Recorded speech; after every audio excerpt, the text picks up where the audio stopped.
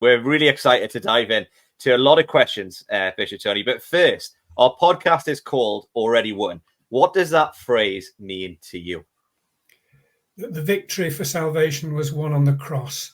There's a fantastic communion service in the Church of England. And in the communion service, it says a full, perfect, and sufficient sacrifice and satisfaction for the sins of the whole world.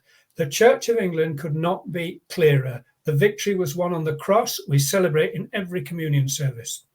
This is a quote I want to read out. A church building for most people is like going to Mars.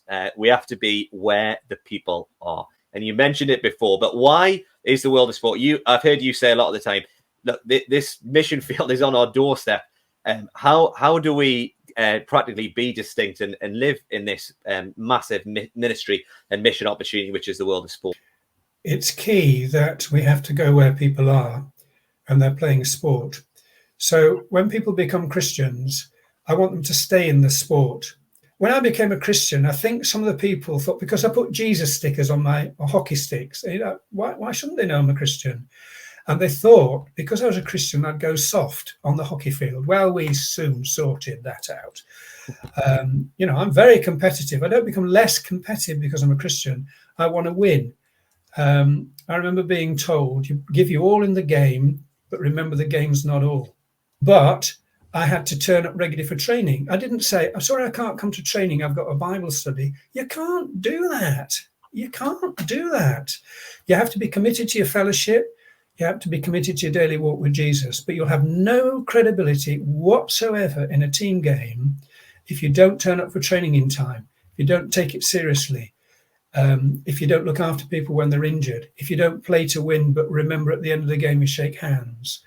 So, yeah, give your all in the game. Remember, the game isn't all. Maybe you can share with us any tool or advice for anyone in the field in sports ministry now, some of our listeners, some of our staff in various countries around the world. Yeah. Number one, love Jesus, don't lose it. So at whatever level, whether it's grassroots or elite level, it does not matter. Never lose your love and your passion for Jesus, but take sport seriously. But never let it become your God. And one of the issues, you've got to be careful when you're in the world of sport, whether it's football, hockey, rugby, whatever, sometimes the sport can take over. Don't let it. I just wonder the last little thing, if there's ever any bishops listening to your voice, there's someone who's clearly seen the power of sports ministry. What would you say to any bishop or church leader who, is on the fence around sports ministry? A lot of places we work in, they say, is sports evil? Is sport going to take over? We've just heard you say, love Jesus and never let sport take over.